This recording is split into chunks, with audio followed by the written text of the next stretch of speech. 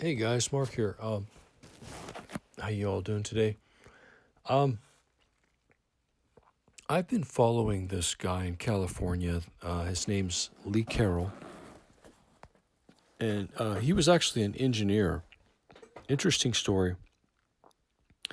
He felt like he was being contacted by a group of angels named Cryon, and he was really a big skeptic. He kept, you know, ignoring it or whatever. But finally, he relented, started asking it questions and stuff like that. He found the information to be quite reliable. So he kept with it. Anyway, started with small groups of people listening to what Cryon had to say through him, turning into actually enormous crowds. And now it's been many years, and he travels around the world, allowing these angels to kind of speak through him. He's fully conscious, but basically just kind of voices what he's hearing them say. But one of the things, and the reason I'm bringing this up is because one of the things Cryon is saying is that we are moving from a global warming to a global cooling. Now, this is really important information if it's true, and it looks like it is, because there actually is some scientists I've researched that are saying the same thing. I think the first one I found was a Russian scientist that said, no, we're not in global warming, we're actually going in global cooling.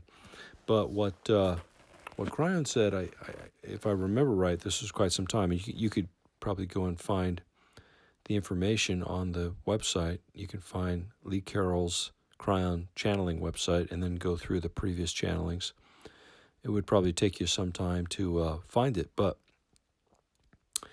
the point I was trying to make was that I think he said like in the 2030s, so we've still got a few years to go. But the reason this is so important is because now it's not going to be like a full-on ice age where just everybody dies. No, it's not like that. It's not like one of those crazy Hollywood movies. No. We're talking a mini ice age. But still, we're talking about it being very difficult to grow food at the latitudes that we currently grow food. So that means that the Midwest, possibly, probably Northern California and stuff like that would be greatly impacted. And this would be a huge issue for our country because we depend on many states in the Union to provide us with cheap or somewhat affordable food. That's questionable these days. But still, can you imagine what the price of food would be if we had to import everything from other countries? Now, according to what I understand, like Southern California and Southern Florida will still be, relatively mild, but everywhere else will be very cold. There'll be a lot of snow. And another side issue is that apparently this is going to be very difficult on the transmission lines. Now, I myself am hooked up. I live here at the Oregon coast. I'm hooked up to a texting service that tells me when the power goes out. And I can tell you that the power goes out, it seems like at least once a week. And I didn't know this until I got this service. But it goes out, on this street and that street and all over, the county. And, they resolve it pretty quickly. But can you imagine what it would be like if we're under like 6 feet of snow and lines are snapping and telephone poles are falling or whatever is going on in this extreme weather? And this is another problem besides the food problem. So there's two things. Well, there's one thing he really recommends, and that's having a generator. Also, this tells you that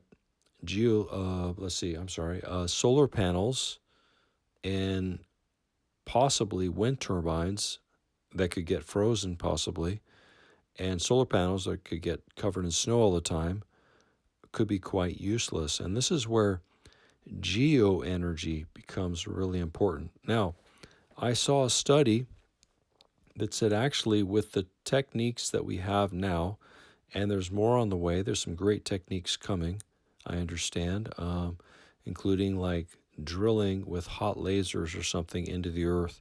So they don't even drill; they just burn the earth as they go down.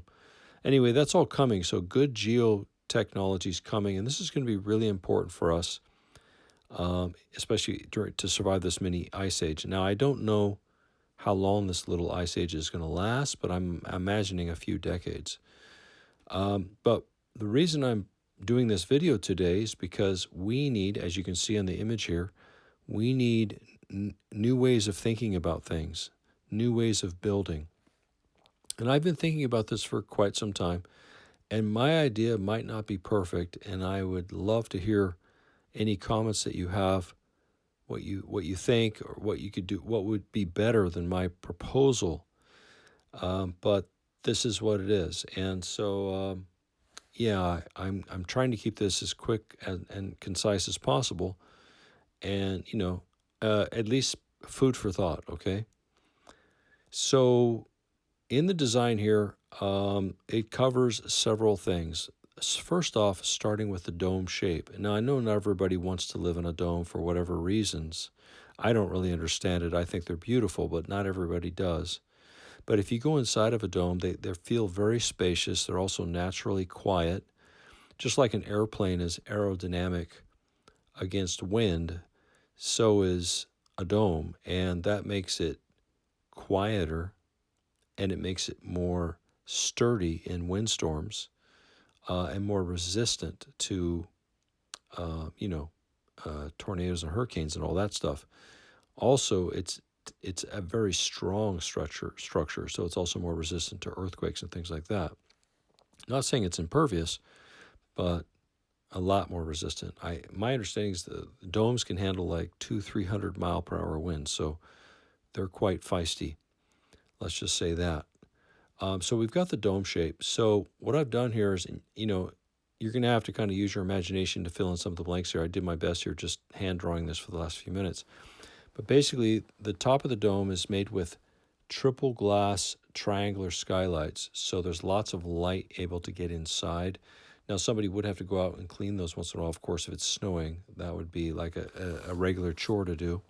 So you'd probably want to have some little aluminum flaps or something on the framing so that you can easily go up and down with some boots and a soft bristle broom or whatever, and just sweep it off as needed during the day. But anyway, the light is so that you can grow food indoors, and I think this will be very important. And also, we're talking lots of snow, lots of dark clouds. It would be nice to have lots of light. Also, I'd like to have, as you can see in the notes there, with electrostatic tint set to auto temp adjustment. What that means is if it starts to getting hot for some reason, maybe in the middle of the day and it's getting too hot in there, it will automatically tint certain panels or all of them, wherever the sunlight's hitting them, and that will help regulate the intensity of the light coming in during the day. The next thing we have is a wall that comes all the way around the unit. Think about the Hobbit homes you saw in Lord of the Rings, where they're basically underground and there's grass growing all over the top of them and over the side of them. It's kind of like that, but it's obviously not growing over the roof in this case. It's just growing right to the top of the walls and then all the way down. And, I would like to go like a whole 8 feet of wall because, excuse me, I know that 8 feet below the earth, like if you dig down 8 feet into the ground, the temperature is incredibly stable. So instead of building an earth home with the potential moisture and gas issues, I came up with this idea because if you think about it, you build below ground, everything has to be super waterproofed. Otherwise, you could have water ingress and different problems like that. So I got this idea where you could actually build an earth home around your home instead of having to dig down. And I like that because the house can be nice, high and dry. And here the house is raised on concrete footings or pilings. And yeah, and then you can grow grass all over it. So you could come out 8 feet and then slope it down. But the problem you have there is you'd have to figure out some kind of drainage system because if you're growing grass on this, it gets rained on and stuff, you're going to have to figure out a way for the rain to drain off. So if you do just a 45 slope like this, you're not going to have quite as much insulation, but you're going to have wonderful, runoff. It's going to just run off like easy peasy. And then you have a tunnel with a ramp, and that's so anybody with a wheelchair, or if you've got like a cart full of groceries or firewood, you can just go right up the ramp, and it's one of those grippy ramps. It's a nice double wide door, so you can get big stuff in there. I'd even like to make it like really industrial strength, so you could even drive like a car right up into the house, like an electric car or a little golf cart or whatever. You could just take it right up in the house and unload everything, which would be super, super cool for like if you're growing stuff indoors, you can bring supplies in and out and whatever. So that would be neat. So that's basically the design. And I think this is, we're going to have to think about designing homes in different ways to be comfortable and to be self-sustainable and just homes that really make sense. I think, the homes today, to me, do not make sense. We use lumber and, like I live here in a rainforest basically, but in the summer time, everybody is afraid if they're going to be able to keep their home or not because, there's, fire warnings and stuff like that. That's just silly. We shouldn't be having to worry about our house burning down. I mean, that's the most expensive, most valuable purchase we ever make in our lifetime. Why make the mistake of, building a house full of wood when there's fires all around? I don't get it. So yeah, and also because of the wind changes and stuff, we've had a lot of severe flooding and wind damage and all kinds of stuff all around the world. To me, it makes sense to build something that's really well insulated, really safe, really quiet, strong, and secure. I mean, this is our fortress. In the old days, they would build castles with walls around them to protect their villages, and frankly, I think we should still do that. But this dome is a great start. I mean, this is a really solid, high and dry home that's well insulated. You could grow food in there all year round. So anyway, I hope you enjoy this video. I just wanted to make this and just kind of get this discussion going. And I really hope you will put your thoughts and comments down in the description area, and I look forward to talking to you more about all this. All right, have a beautiful day.